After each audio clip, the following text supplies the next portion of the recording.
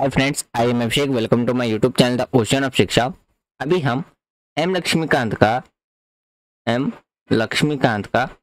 Third part discuss कर रहे हैं, जो कि हमारा सेंट्रल गवर्नमेंट। इसमें ऑलरेडी हमने president, vice president, prime minister और सेंट्रल ऑफ काउंसिल मिनिस्टर ये कंप्लीट कर लिए। ये चैप्टर्स ऑलरेडी कंप्लीटेड है विद एमसीक्यू क्वेश्चंस प्रैक्टिस के साथ हमने इसको कंप्लीट किया है। आज हम चैप्टर नंबर 21 डिस्कस करेंगे, जो कि है हमारा कैबिनेट मिनिस्टर। आज हम कैबिनेट मिनिस्टर नहीं, आज हम कैबिनेट कमिटीज के बारे में डिस्कस करेंगे। कैबिनेट मिनिस्टर के बारे में हमने लेक्चर 20 में ही डिस्कस कर लिया था कि किस तरीके से काउंसिल मिनिस्टर से ही निकाल करके क्या बनाया जाता है, हमारे कैबिनेट मिनिस्टर का फॉर्मेशन होता है। ये हमने लेक्चर 2 में डिस्कस किया था। क्या क्या कंपोजिशंस होते, ये सारी चीजें ऑलरेडी डिस्कस कर लिया था। फिर कैबिनेट मिनिस्टर और काउंसिल मिनिस्टर में क्या डिफरेंस होता है, ये भी हमने लेक्चर 2 में डिस्कस किया था, चैप्टर 20 में। आज हम कमिटीज के बारे में डिस्कस करेंगे कि जो कैबिनेट कमिटीज है वो क्या काम होते हैं, यानी कि उसके बारे में हम डिस्कस करेंगे। हमारे कॉन्स्टिट्यूशन में पहले से था या बाद में मेंशन किया गया, ये सब चीजें आज हम डिस्कस करेंगे। ऑलरेडी एम लक्ष्मीकांत का फर्स्ट पार्ट और सेकंड पार्ट भी कंप्लीट किए जा चुके हैं। फर्स्ट पार्ट था हमारा कॉन्स्टिट्यूशनल फ्रेमवर्क,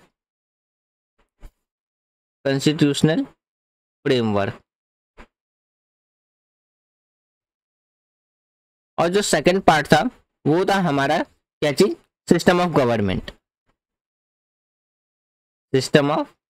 गवर्नमेंट। ये ऑलरेडी डिस्कस किए जा चुके, यानी कि जो हमारा दोनों पार्ट था उसमें टोटल 16 चैप्टर थे।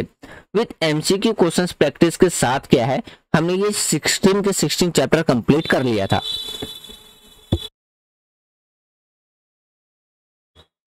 अभी हम 21 चैप्टर डिस्कस करेंगे आज। जब हमारा 21 चैप्टर कंप्लीट हो जाएगा, उसके बाद हम पार्लियामेंट सिस्टम स्टार्ट करेंगे। ये थोड़ा लेंथी और इम्पोर्टेंट चैप्टर है, इसलिए हम इसको भी क्या करेंगे, पार्ट वाइज डिस्कस करेंगे। तो चलिए स्टार्ट करते हैं हम अपना आज का डिस्कशन। सबसे पहले अगर हम बात करते हैं कैबिनेट कमिटीज की क्या फीचर्स होती हैं, क्या विशेषताएं हैं, उसके बारे में अगर हम बात करते हैं, तो अगर सबसे पहले हम कैबिनेट कमिटीज की बात करें तो ये हमारे कॉन्स्टिट्यूशन में एक्सटर्नल कॉन्स्टिट्यूशनल इमर्ज किया गया है। यानी कि ये ओरिजिनली हमारे कॉन्स्टिट्यूशंस में मेंशन नहीं था, इसको बाद में ऐड किया गया। यानी कि हालांकि जो रूल ऑफ बिजनेसेस उसको प्रोवाइड करने के लिए इसको एस्टेब्लिश किया गया था। वहीं पे अगर हम बात करें जो कैबिनेट कमिटीज है, वो आपको 2 टाइप्स का देखने को मिलेगा। पहला है आपका स्टैंडिंग कमेटी और दूसरा है एड हॉक कमेटी। अगर हम स्टैंडिंग कमेटी की बात करते हैं तो ये आपको देखने को मिलेगा परमानेंट नेचर्स के तौर पे, यानी कि जिसे हम कहते हैं अस्थाई। ये आपको अस्थाई तौर पे देखने को मिलेगा, जबकि एड हॉक कमेटी है ये आपको अस्थाई देखने को मिलेगा, यानी कि जिसे हम टेम्पोररी नेचर्स भी कहते हैं। तो जो एड हॉक कमिटीज है उसको जो कॉन्स्टिट्यूट किया जाता है, वो स्पेशल प्रॉब्लम्स को डील करने के लिए टाइम टू टाइम इसको क्या किया जाता है, कंस्टिट्यूट किया जाता है। यानी कि जो भी विशेष समस्या होती है समय के अनुसार उसको सॉल्व करने के लिए क्या किया जाता है, जो एडहॉक कमेटी है उसका गठन किया जाता है। जैसे ही जो प्रॉब्लम्स होती है वो सॉल्व हो जाती है, तब उसे दोबारा से क्या कर दिया जाता है, डिसबैंडेड कर दिया जाता है। यानी कि तब तक के लिए उसको बंद कर दिया जाता है, भंग कर दिया जाता है। उसके बाद दोबारा से इसको रिकॉन्स्टिट्यूट किया जा सकता है अगर कोई स्पेशल प्रॉब्लम्स आती है तो। फिर अगर हम बात करते हैं इसकी स्थापना जो है, इसकी जो स्थापना है समय की रिक्वायरमेंट के अकॉर्डिंग की जाती है और स्थिति की जो भी सिचुएशन है उसके अकॉर्डिंग की जाती है। प्रधानमंत्री के द्वारा ही इसकी भी क्या है, जो अगर हम बात करते हैं कंस्टिट्यूट किया जाता है, प्राइम मिनिस्टर्स के द्वारा ही किया जाता है। अगर हम बात करते हैं, इसलिए जो इसकी जो संख्या है, संख्या की बात करते हैं या नामकरण की बात करते हैं, रचना की बात करते हैं, टाइम टू टाइम क्या रहती है, बदलती रहती है, टाइम टू टाइम चेंजेस होती रहती हैं। वहीं पे अगर हम बात करते हैं तो इसकी जो मेंबरशिप्स हैं वो इसमें हमें 3 से 8 मेंबर्स हमें देखने को मिलता है। उसमें जो इंक्लूडेड रहते हैं ओनली कैबिनेट मिनिस्टर ही इंक्लूड रहते हैं, और जो नॉन कैबिनेट मिनिस्टर्स होते हैं उनसे जो उनकी जो सदस्यता है वो नहीं छीनी जाती, उनसे उन्हें वंचित नहीं किया जाता। फिर वहीं पे बात करते हैं, इसमें सिर्फ इंक्लूड मिनिस्टर इन चार्जेस ही नहीं रहते हैं जिस सब्जेक्ट को कवर करते हैं, इसमें बल्कि कुछ अदर सीनियर मिनिस्टर भी आपको देखने को मिलेगा। ये कुछ फीचर्स हैं किसकी, कमेटी, यानी कि जो हमारा कैबिनेट कमिटीज है उसके। अगला पॉइंट की अगर बात करते हैं तो मोस्टली जो कैबिनेट कमिटीज है वो हेडेड किए जाते हैं किसके द्वारा, प्राइम मिनिस्टर के द्वारा। लेकिन कुछ कमिटीज होते हैं, समटाइम्स कभी कभी कुछ कमिटीज ऐसी होती हैं जो जिसके जो चेयरपर्सन होते हैं जो हेडेड किए जाते हैं वो या तो होम मिनिस्टर्स के द्वारा किए जाते हैं या फाइनेंस मिनिस्टर के द्वारा भी किया जाता है। यदि किसी केस में किसी भी कैबिनेट का या किसी भी कैबिनेट कमेटी का मेंबर अगर प्राइम मिनिस्टर है तो वो उसका क्या करेगा, अध्यक्षता प्राइम मिनिस्टर के द्वारा ही किया जाएगा। फिर बात करें आगे के पॉइंट में, तो जो हमारा कैबिनेट कमिटीज है वो ना केवल मुद्दों को ही सुलझाते हैं, वो ना सिर्फ जो भी प्रॉब्लम्स हैं उसको सॉल्वेट करने का काम करते हैं, बल्कि इसमें वो डिसीजंस लेने का भी काम करते हैं। हालांकि अगर बात करते हैं जो कैबिनेट है अपने निर्णय लेने की जो निर्णय लेना होता है उसकी वो समीक्षा भी कर सकते हैं, यानी कि जो भी उनको डिसीजंस लेना होता है वो उसको रिव्यू भी कर सकते हैं अपने डिसीजंस को। वहीं पे अगर हम आगे के पॉइंट की बात करें तो जो भी मंत्रिमंडल है के भारी इसका जो काम होता है वो क्या रहता है कि जो कैबिनेट है उनके ऊपर जो वर्कलोड है उसको क्या करना, कम करना। क्या करना, वर्कलोड को कम करना, यानी कि वर्कलोड को कम करने के लिए इसको कंस्टिट्यूट किया जाता है, बनाया जाता है। अगर हम इसके आगे की बात करें तो इसका काम ये भी रहता है कि जो भी पॉलिसीज इशू है उसको डीपली एग्जामाइन करना। एग्जामाइन का मतलब होता है यहाँ पे कि डीपली यानी कि गहराई तरीके से उसका अध्ययन करना, या बात करते हैं कि बहुत अंदर तरीके से उसको क्या करना, एग्जामाइन करना, जांच पड़ताल करना, अध्ययन करना उसका एक तरीके से हम कह सकते हैं। वहीं पे अगर हम बात करते हैं जो हमारा कैबिनेट कमिटीज है वो किसके बेस पर, किस प्रिंसिपल के बेस पर रहता है, division of labour and effective delegations के बेस पर वो प्रिंसिपल के बेस पे काम करता है। प्रधानमंत्री, फिर बात करते हैं जो स्टैंडिंग कमिटीज है जिसे हम अस्थायी समिति भी कहते हैं, उसका गठन करता है और उन्हें जो भी फंक्शन सौंपे जाते हैं, जो भी कार्य उनको सौंपे जाते हैं उसको वो निर्धारित करते हैं। वह समितियों की संख्या घटती है बढ़ती रहती है अकॉर्डिंग टू टाइम्स के अकॉर्डिंग हम बात करते हैं। ये सारे पॉइंट्स ऑलरेडी मैंने अभी आपको डिस्कस कर लिए, जो पॉइंट्स अभी हमने डिस्कस किए ये सारे पॉइंट्स वही यहाँ पे लिखे हुए हैं। अगर हम बात करते हैं कुछ सिग्निफिकेंस भी हमें देखने को मिलता है कैबिनेट कमिटीज के बारे में, जैसे कि अगर हम बात करें जो कैबिनेट कमिटीज है वो कैबिनेट के ऊपर जो वर्कलोड है उसको कम करने का काम करता है। सिग्निफिकेंस का मतलब होता है एक तरीके से महत्व। तो पहला क्या काम करता है, जो कैबिनेट के ऊपर जो वर्कलोड है उसको कम करने का काम, घटाने का काम करता है ताकि ज्यादा वर्कलोड ना हो। वहीं पे फिर अगर बात करते हैं जो भी पॉलिसीज इशू से रिगार्डिंग कोई भी समस्या है तो उसको वो क्या करता है, डीप एग्जामाइन करता है, यानी कि गहराई से उसकी जांच करता है। फिर इफेक्टिव कोऑर्डिनेशंस का काम करता है कौन, कैबिनेट कमिटीज, यानी कि नीतिगत मुद्दे का वो बहुत ही डीपली जांच करता है और प्रभावी यानी कि सामान्य व्यय की सुविधा को प्रदान करने का भी काम करता है। अगर हम कैबिनेट कमेटी की बात करते हैं तो ये किस प्रिंसिपल्स पे आधारित होता है, डिविजन्स ऑफ लेबर और इफेक्टिव डेलीगेशंस के प्रिंसिपल्स पर ये आधारित रहता है, यानी कि वही श्रम विभाजन और प्रभावी जो प्रतिनिधिमंडल है के सिद्धांत पर क्या रहता है, आधारित रहता है। तो जो कमिटीज हैं समय के और मानव संसाधन की कुल उपयोग की सुविधा को प्रदान कराती है। ये कुछ सिग्निफिकेंस हमें देखने को मिलता है किसका, कैबिनेट कमेटी का। तो ये सिग्निफिकेंस, अगर आपसे कोई पूछता है कि सिग्निफिकेंस बताओ तो आप ये पॉइंट्स बता सकते हैं। अब बात करते हैं कुछ लिस्ट है कैबिनेट कमिटीज की, जिसमें हम 1994, 2013, 2016 और 2019, ये 4 जो कमिटीज हैं हमारे कैबिनेट कमिटीज की, उसके बारे में बात करते हैं। सबसे पहले अगर हम बात करते हैं 1994 की, तो 1994 में टोटल 13 कैबिनेट कमिटीज हमें देखने को मिलता है।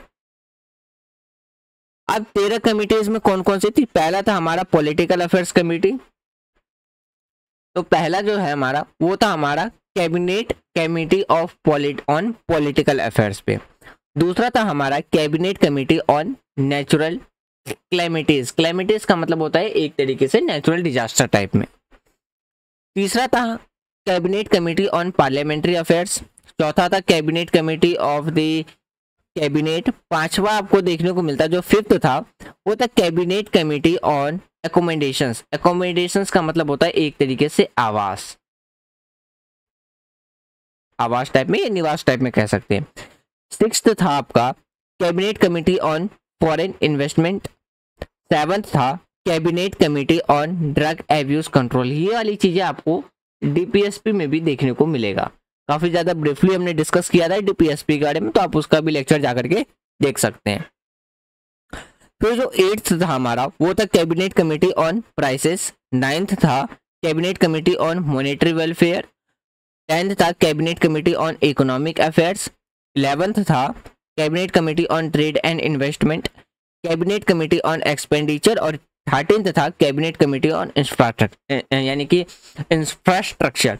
अब जैसे कि अगर जब हम 2013 की बात करेंगे तो वहां पे हमें 10 कमिटीज देखने को मिलेगा, 3 कमिटीज रिड्यूस हो गया था। अब जैसे कि देखिए 2013 की बात करते हैं। 2013 में बात करें तो यहाँ पे कुछ कमिटीज रिड्यूस तो हुआ लेकिन कुछ नए कमिटीज ऐड किए गए थे। जैसे कि हम देखते हैं इकोनॉमिक अफेयर्स 1994 में भी था और 2013 में भी देखने को मिलता है। फिर कैबिनेट ऑन प्राइसेस ये भी कॉमन था। Cabinet committee on political affairs ये भी था। Appointment committee on off the cabinet ये भी आपको 1994 के कैबिनेट में देखने को मिलेगा। कैबिनेट ऑन सिक्योरिटी ये नहीं था 1994 में, इसकी जगह ये न्यू ऐड हुआ कब? 2013 में।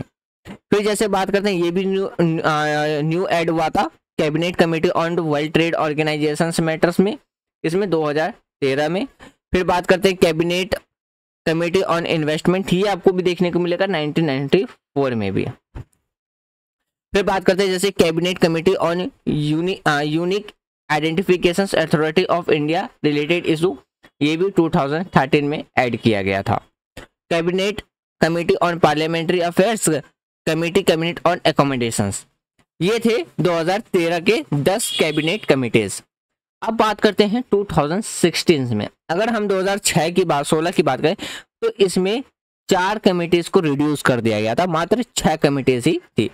कौन कौन सी थी? Political affairs, economic affairs, cabinet यानी कि appointment committee of the cabinet, cabinet committee on security, cabinet committee on parliamentary affairs, committee यानी कि कैबिनेट कमेटी ऑन एकोमोडेशंस। वहीं पे अगर हम 2019 की बात करते हैं तो वहां पे 2 कमिटीज को और बढ़ा दिया गया था, यानी कि टोटल यहाँ पे आपको 8 कैबिनेट कमिटीज आपको देखने को मिलता।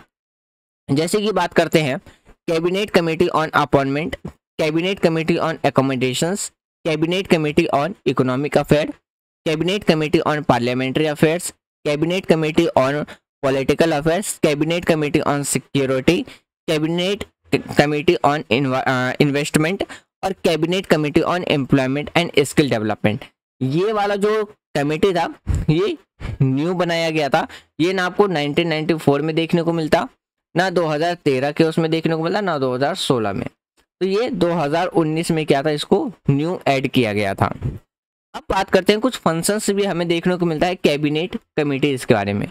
अगर हम उस फंक्शंस की बात करते हैं तो जो पॉलिटिकल अफेयर्स कमिटीज है वो डील करता है जितने भी जो ऑल पॉलिसीज मैटर्स होते हैं। फिर बात करते हैं जैसे कि rating of domestic and foreign affairs के रिगार्डिंग में। फिर दूसरा था इकोनॉमिक अफेयर्स कमेटी, ये डायरेक्ट कोऑर्डिनेट और जो गवर्नमेंटल एक्टिविटीज है वो इकोनॉमिक स्फेयर्स में वो काम करता था। वहीं पे अगर हम बात करते हैं जो अपॉइंटमेंट कमिटीज थी वो डील्स करता था ऑल हायर लेवल्स पे जो भी अपॉइंटमेंट की जाती थी, चाहे वो सेंट्रल सेक्रेटेरिएट हो, पब्लिक इंटरप्राइजेस हो, बैंक हो या फाइनेंशियल इंस्टीट्यूशंस हो। फोर्थ कमेटी की बात करते हैं, पार्लियामेंट्री अफेयर्स कमेटी। इसका काम होता था ये देखना after the progress of government businesses in parliament के ना। तो ये 4 कमेटीज के कुछ फंक्शंस यहाँ पे आपके पास दिए गए। अगर हम बात करते हैं कि जो ऊपर स्टार्टिंग के जो 3 फंक्शंस थे उसके चेयर पर्सन कौन होते थे, को किसके द्वारा चेयर किया जाता था, तो वो किया जाता प्राइम मिनिस्टर्स के द्वारा। और जो लास्ट वाला था वो किसके द्वारा चेयर किया जाता था, वो किया जाता था होम मिनिस्टर्स के द्वारा। तो जो भी कैबिनेट कमिटीज थी, जैसे कि हमारा पॉलिटिकल अफेयर्स हो गया कमिटीज, यानी कि पॉलिटिकल अफेयर्स कमिटीज हो गए, वो मोस्ट पावरफुल था, यानी कि सबसे ज्यादा पावरफुल में इसको डिस्क्राइब किया गया, इसीलिए इसको सुपर कैबिनेट के नाम से भी इसको डिस्क्राइब करके रखा है। तो इसलिए जो political committees, political affairs committees है, इसको और किस नाम से डिस्क्राइब किया गया है, सुपर कमेटी के नाम से उसको डिस्क्राइब किया गया। आगे अगर हम बात करते हैं तो यहाँ पे हमें ग्रुप ऑफ मिनिस्टर्स देखने को मिलते हैं। ग्रुप ऑफ मिनिस्टर में हम 2 टाइप के ग्रुप ऑफ मिनिस्टर्स की बात करेंगे। एक होगा हमारा ग्रुप ऑफ मिनिस्टर और दूसरा होगा हमारा एम्पावर्ड ऑफ मिनिस्टर अब जैसे देखिए, अगर हम ग्रुप ऑफ मिनिस्टर्स के बारे में बात करें तो ग्रुप ऑफ जो मिनिस्टर्स होते थे वो committee comparing the ministers of the various relevant department और मिनिस्टर्स, यानी कि जो ग्रुप ऑफ मिनिस्टर होते हैं जिसे हम मंत्रियों का समूह भी कहते हैं, वो एक बात करते हैं कमिटीज थी जिसमें अलग अलग संबंधित अलग अलग डिपार्टमेंट्स के मंत्री और मंत्रालय इसमें शामिल था। इसका जो गठन था, यानी कि जो ग्रुप ऑफ मिनिस्टर्स है उसका जो अगर बात करते हैं कंस्टिट्यूट जो किया जाता था, वो रिकमेंडेशंस करने के लिए, किसी भी स्पेसिफिक मैटर पे रिकमेंडेशंस प्रोवाइड करने के लिए इसका गठन किया जाता था। फिर बात करते हैं इसकी जो रिक्वायरमेंट थी, जो इसकी रिक्वायर थी वो इंटरनल मिनिस्ट्रियल कोऑर्डिनेशंस और एक्सपर्टीज, यानी कि इसमें अगर हम बात करते हैं जो अंतर मंत्रालय है या जो भी विशेषज्ञ उसकी आवश्यकता होती थी, तो ग्रुप ऑफ मिनिस्टर्स और आमतौर पे क्या करते थे, तब किया जाता था जब कोई भी जटिल समस्या होती थी, यानी कि कोई भी क्रिटिकल सिचुएशन जब आता था, तो जिसमें कई मंत्रालय भी भागीदारी रहते थे और आवश्यकता होती थी तो समिति के जो भी सदस्य होते थे, यानी कि जो कमिटीज के जो मेंबर्स होते थे, वो जो भी इश्यूज है, जो भी प्रॉब्लम्स हैं, उस पर वो क्या करते थे, डिस्कस करते थे, अपने आइडियाज को एक्सचेंज करते थे और उस पर क्या प्रॉब्लम्स का जो सॉल्यूशंस है उस पर वो वर्क करते थे।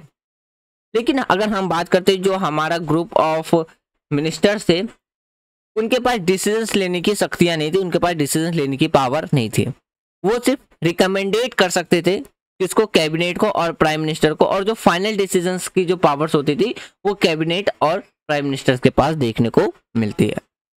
अगर हम एम्पावर्ड ग्रुप ऑफ मिनिस्टर्स की बात करते हैं तो इनके पास एक डिफरेंस ये देखने को मिलती है कि जहां पे ग्रुप ऑफ मिनिस्टर्स के पास डिसीजंस लेने की पावर नहीं थी, सिर्फ सजेस्ट रिकमेंडेशंस देने की पावर थी, अधिकार था, वहीं पे जो एम्पावर्ड ग्रुप ऑफ मिनिस्टर थे उनके पास डिसीजंस लेने की पावर्स थी।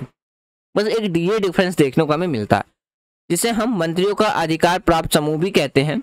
मंत्रियों का एक ऐसा समूह था जिसको कुछ अधिकार प्राप्त थे, कुछ राइट्स थे उनके पास, जिसमें मंत्री भी शामिल होते थे। जिस तरीके से ग्रुप ऑफ मिनिस्टर्स शामिल थे उसी तरीके से एम्पावर्ड ग्रुप ऑफ मिनिस्टर्स में भी कुछ मिनिस्टर्स शामिल होते थे, लेकिन इन्हें निर्णय लेने का अधिकार था, डिसीजन मेकिंग अथॉरिटी इनके पास थी।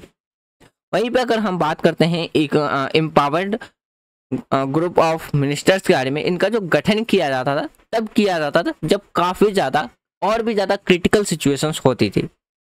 तो उस टाइम पे क्या है, या अगर हम बात करते थे तुरंत सॉल्यूशंस के लिए, या बात करते इमीडिएटली अटेंशंस के लिए क्या किया जाता था, तब एम्पावर्ड ग्रुप ऑफ मिनिस्टर्स को कंस्टिट्यूट किया जाता था, तब उनकी आवश्यकता होती थी।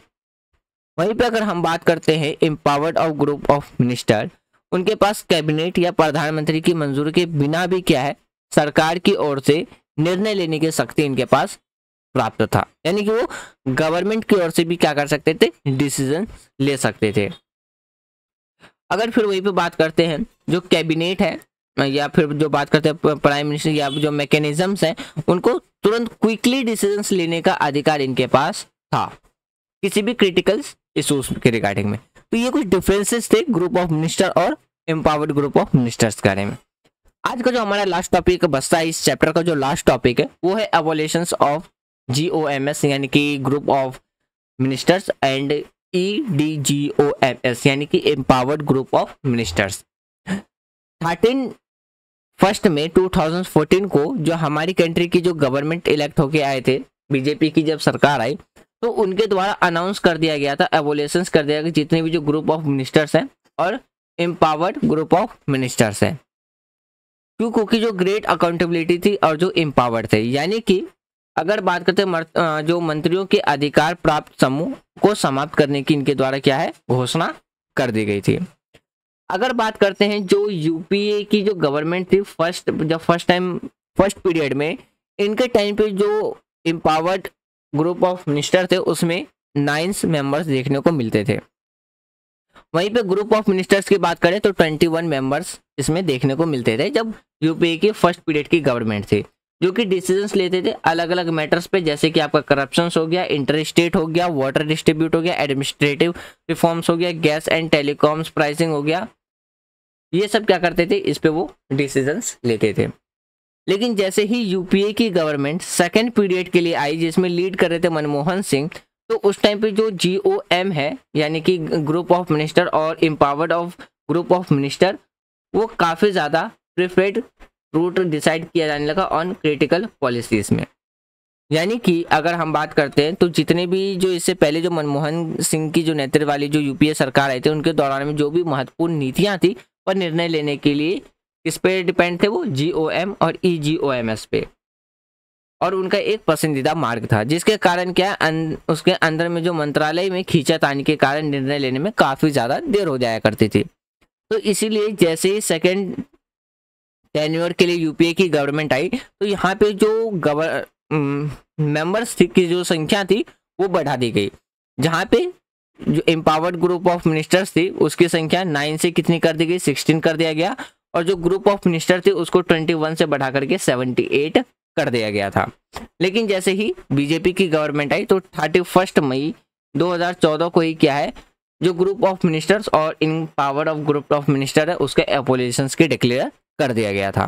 तो फ्रेंड्स, ये हमारा आज का लेक्चर था जिसमें हमने आज चैप्टर 21 कंप्लीट कर लिया है। नेक्स्ट वीडियो में हम चैप्टर 2 डिस्कस करेंगे, जो कि होगा हमारा पार्लियामेंट के बारे में डिस्कस करेंगे। इस चैप्टर से रिगार्डिंग जो भी डाउट हो आप कमेंट बॉक्स में लिख देना। जब हम चैप्टर 22 डिस्कस करेंगे तो उससे पहले हम अपने डाउट को क्लियर कर लेंगे, तब जाकर के हम अपना चैप्टर 22 डिस्कस करेंगे। तो मुझे उम्मीद है कि आपको वीडियो पसंद आ रही होगी। यदि वीडियो पसंद आ रही है तो वीडियो को लाइक कर सकते हैं, शेयर कर सकते हैं एंड चैनल को सब्सक्राइब कर सकते हैं। Thanks for watching friends, take care, जय हिंद।